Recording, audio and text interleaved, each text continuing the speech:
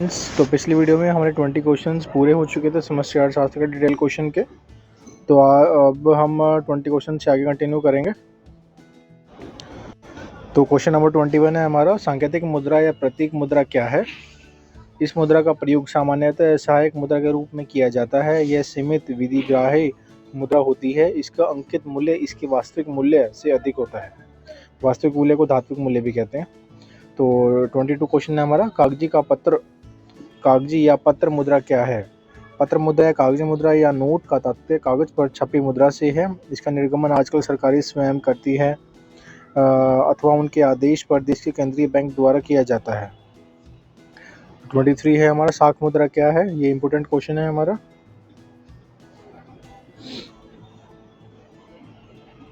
साख मुद्रा व्यापारिक बैंकों द्वारा अपने मांग, दायित्व तथा जमाओं के आधार पर निर्गत की जाती है, जो चेक द्वारा स्थानांतरण होती है। 24 है हमारा, मुद्रा की पूर्ति की सबसे अधिक तरल माप कौन सी है? मुद्रा पूर्ति की सबसे अधिक तरल माप M1 है, जिसमें जनता के पास चलन एवं सिक्कों की मात्रा, बैंकों के पास मांग जमाई एवं अन्य जमाई शामिल होती है। अगला हमारा 25 क्वेश्चन, वो है वस्तु विनिमय की परिभाषा दीजिए। वस्तु विनिमय किसी भी अर्थव्यवस्था की वह प्रणाली जिसमें वस्तुओं के बदले वस्तुओं का लेन देन किया जाता है, अर्थात अदला बदली की जाती है, वस्तु विनिमय प्रणाली कहलाती है। नेक्स्ट है हमारा, मुद्रा की परिभाषा दीजिए। ये भी इंपॉर्टेंट क्वेश्चन है हमारा। मुद्रा की परिभाषा दीजिए। प्रोफेसर रैली के अनुसार मुद्रा कोई भी ऐसी वस्तु हो सकती है जिसका विनिमय के माध्यम के रूप में स्वतंत्रता पूर्वक स्थानांतरण होता है और जो सामान्य ऋणों के अंतिम भुगतान में ग्रहण की जाती है। होटल विदर्स के अनुसार मुद्रा वह है जो मुद्रा का कार्य करे। नेक्स्ट क्वेश्चन है हमारा, अधिवी कर्ज क्या है? जमा राशि से अधिक राशि निकालने को अधिवी कर्ज कहते हैं। जमा राशि से अधिक राशि निकालने को अधिवी कर्ज कहते हैं। यह सुविधा सिर्फ विश्वास पात्र ग्राहकों को दी जाती है। व्यापारिक बैंक की परिभाषा दीजिए। व्यापारिक बैंक किसे कहते हैं? व्यापारिक बैंक के ये क्वेश्चन से डिफरेंट टाइप ऑफ पूछा जा सकता है, तो इसका आंसर हम देंगे। व्यापारिक बैंक का आशय उन बैंकों से होता है जिनकी स्थापना इंडियन कंपनी सेक्टर के अंतर्गत की गई है और जो स्थानांतरण बैंकिंग कार्य भी संपन्न करते हैं। नेक्स्ट है हमारा, भारतीय रिजर्व बैंक का राष्ट्रीयकरण कब हुआ? भारतीय रिजर्व बैंक का राष्ट्रीयकरण 1 जनवरी 1949 को हुआ। नेक्स्ट है हमारा, भारत का केंद्रीय बैंक कौन सा है? उसकी स्थापना कब हुई? भारत का केंद्रीय bank reserve bank of India है। इसकी स्थापना 1 अप्रैल 1935 को हुई। ये मोस्ट इम्पोर्टेंट क्वेश्चन है, तो आप इसको कर सकते हैं। नेक्स्ट हमारा, बैंक क्या है? सिंपल क्वेश्चन है ये, बैंक क्या है? बैंकों की सर्वोत्तम परिभाषा वेबस्टर सबकोर्स में दी गई है। वेबस्टर सबकोर्स के अनुसार बैंक वह सब संस्था है जो मुद्रा में व्यवसाय करती है। यह एक ऐसा प्रतिष्ठान है जहां धन का जमा, संरक्षण तथा निर्गमन होता है तथा ऋण एवं कटौती की सुविधाएं प्रदान की जाती है और एक स्थान से दूसरे स्थान पर रकम भेजने की व्यवस्था की जाती है। नेक्स्ट है हमारा, साख निर्माण से क्या आशय है? साख निर्माण से तात्पर्य व्यापारिक बैंकों की उस शक्ति से है जिसके द्वारा वे प्राथमिक जमाओं के आधार पर गौण जमाओं का विस्तार करते हैं। तो 33 क्वेश्चन है हमारा, सावधि जमाई क्या होती है? सावधि जमा खाते में प्राय एक निश्चित अवधि, लगभग 46 दिन से 3 वर्ष या उससे अधिक हो सकती है, के लिए रकम जमा करवाई जा सकती है। रकम जमा कराते समय एक जमा रसीद मिलती है जिस पर रकम जमा होने की तारीख, रकम निकालने की तिथि तथा रकम और ब्याज की दर लिखी होती है। यह जमा रसीद अपरिवर्तनीय होती है। ओके, नेक्स्ट क्वेश्चन है हमारा 34, व्युत्पन्न जमाओं का आधार क्या होता है? व्युत्पन्न में जमा प्राथमिक जमा का परिणाम होती है, क्योंकि बैंक अपने नकद कोषों के आधार पर ही साख प्रदान करता है। व्युत्पन्न जमाओं को साख जमा भी कहते हैं।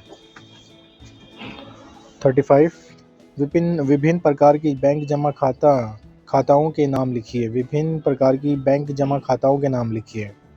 व्यापारिक बैंक का विभिन्न प्रकार की जमाएं स्वीकार करता है, जैसे चालू जमा, बचत जमा, सावधि जमा, आवर्ती जमा। ये क्वेश्चन भी हमारा पूछा जा सकता है, तो आप इसको कर सकते हैं ध्यान से। नेक्स्ट है हमारा चालू जमा खाता क्या है। चालू खाते की जमाएं चालू जमाएं होती है। चालू खाता वह खाता है जिसमें जमा की गई रकम जब चाहे निकाली जा सकती है, क्योंकि इस खाते में आवश्यकता अनुसार कई बार रुपए निकालने की सुविधाएं रहती है। केंद्रीय बैंक क्या है। केंद्रीय bank is very important question, कर सकते हो आप इसको, इंपॉर्टेंट है। केंद्रीय बैंक सर्वोच्च मौद्रिक संस्था है जो देश की संपूर्ण मौद्रिक एवं बैंकिंग व्यवस्था को नियंत्रित करता है। केंद्रीय बैंक देश की मौद्रिक नीति का निर्माता एवं संचालक होता है। बैंक दर क्या होती है। बैंक दर वह है जिस पर केंद्रीय बैंक सदस्य बैंकों के प्रथम श्रेणी के व्यापारिक बिलों की पुनर्कटौती करता है और उन्हें ऋण देता है। नेक्स्ट है हमारा नकद संचय अनुपात CRR किसे कहते हैं। CRR नकद कोष अनुपात क्या है। देश के प्रत्येक व्यापारिक बैंकों को अपनी कुल जमा राशि का एक निश्चित प्रतिशत कानूनी रूप से केंद्रीय बैंक के पास नकद कोष के रूप में जमा कराना पड़ता है, जिसे नकद कोष अनुपात CRR कहते हैं। 40 हमारा वैधानिक तरलता अनुपात SLR क्या है। सावधानिक तरलता अनुपात SLR क्या है। सावधानिक तरलता अनुपात का प्रतिशत उन जमाओं से है जिनको व्यापारिक बैंकों को अपनी कुल आस्तियों एसेट्स के एक निश्चित अनुपात में अपने पास तरल रूप में रखना पड़ता है। रेपो रेट क्या है। This is very important question. Repo rate किसे कहते हैं। रेपो रेट ब्याज की वह दर होती है जिस पर भारतीय रिजर्व बैंक को धनराशि व्यापारिक बैंकों को उधार देता है। राष्ट्र में लोगों का बैंकिंग प्रणाली में विश्वास कायम रखने की दृष्टि से व्यापारिक बैंक अपनी तरलता स्थिति को सुदृढ़ में व्यवस्थित करने के लिए प्राय भारतीय रिजर्व बैंक से धनराशि उधार लेते रहते हैं। रिवर्स रेपो रेट क्या होती है।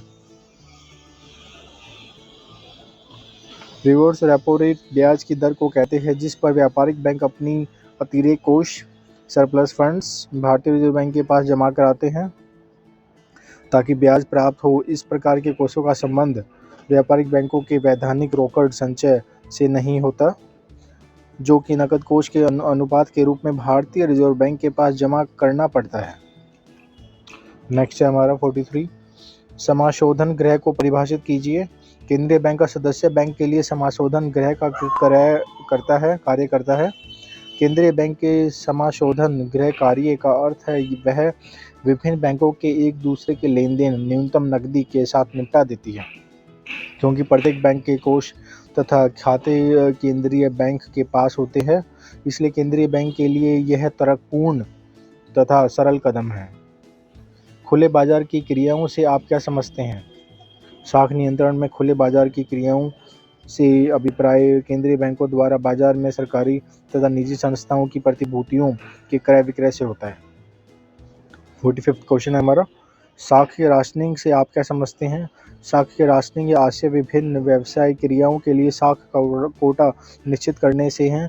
जब अर्थव्यवस्था में साख के प्रवाह की जांच और विशेषता सटात्मक क्रियाओं में साख के प्रवाह की जांच करनी हो तो साख के राशनिंग को अपनाया जाता है। RBI विभिन्न व्यवसायों क्रियाओं के लिए साख का कोटा निश्चित करता है। नेक्स्ट क्वेश्चन है हमारा 46 भारत में व्यापारिक बैंकों का महत्व एवं लाभ बताइए। Important question. भारत में बैंकों का महत्व समझाइए। आधुनिक वाणिज्य युग में बैंकों की भूमिका अति महत्वपूर्ण है। बचत का गतिशीलन व्यापार व उद्योग की वित्तीय व्यवस्था, मूल्यवान धातुओं की बचत, मुद्रा का हस्तांतरण, लोचपूर्ण मुद्रा प्रणाली, मूल्यों में स्थिरता, विदेशी व्यापार में योगदान, बैंकिंग आदत का विश्वास, ग्राहकों की सेवाएं, पूंजी निर्माण में सहायक। तो आप क्वेश्चन को आंसर को डिटेल में पढ़ सकते हैं, मैं खाली इनके पॉइंट्स बता रहा हूँ। ये हमारे व्यापारिक बैंक के महत्व है, तो इसमें 10 पॉइंट्स लिखे हैं, आप देख सकते हैं दोबारा से। 47 क्वेश्चन है हमारा केंद्रीय बैंक तथा व्यापारिक बैंक में अंतर समझाइए। केंद्रीय बैंक ऐसे नोट निर्गमन का एक अधिकार प्राप्त होता है। व्यापारिक बैंक में यह नोट निर्गमन नहीं कर सकता। दूसरा पॉइंट है केंद्रीय बैंक, यह नियंत्रण बैंक है। नियंत्रण बैंक बैंकों का बैंक है। व्यापारिक बैंक यह नियंत्रित बैंक है। एक नियंत्रक है और एक नियंत्रित है। थर्ड वन है जनता के साथ इसका कोई प्रत्यक्ष व्यवहार का संबंध नहीं है। व्यापारिक बैंक है, इसका जनता के साथ प्रत्यक्ष व्यवहार का संबंध रहता है। केंद्रीय बैंक जमा पर ब्याज नहीं देता, व्यापारिक बैंक जमा पर ब्याज देता है। केंद्रीय बैंक सरकार तथा व्यापारिक बैंकों को ऋण प्रदान करता है, व्यापारिक बैंक जनता को ऋण प्रदान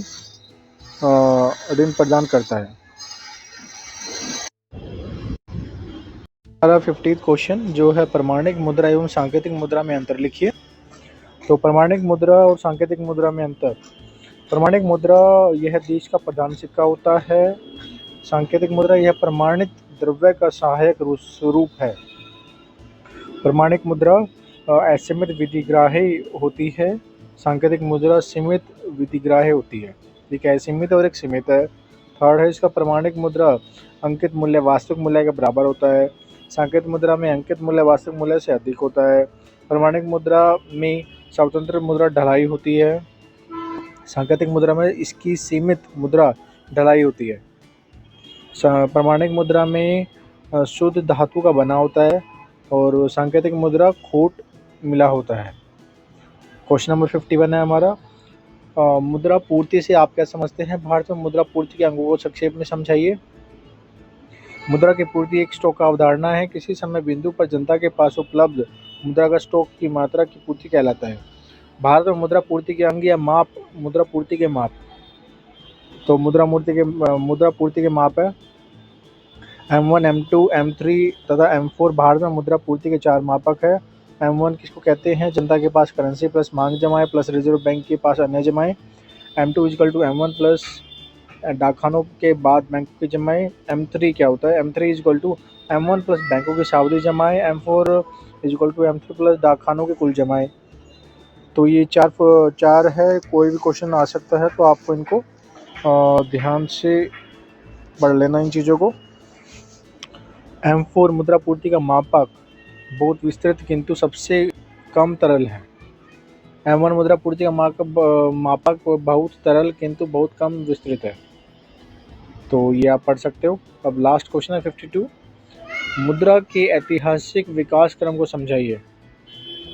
मुद्रा का उद्भव कैसे और कब हुआ, इसे खोज पाना असंभव और दुष्कर कार्य मात्र इतना अवश्य कहा जा सकता है कि मानव सभ्यता के मूलभूत तत्वों की तरह मुद्रा भी एक अत्यधिक प्राचीन तत्व है। मानव सभ्यता के क्रमिक विकास के साथ साथ मुद्रा का भी क्रमिक विकास होता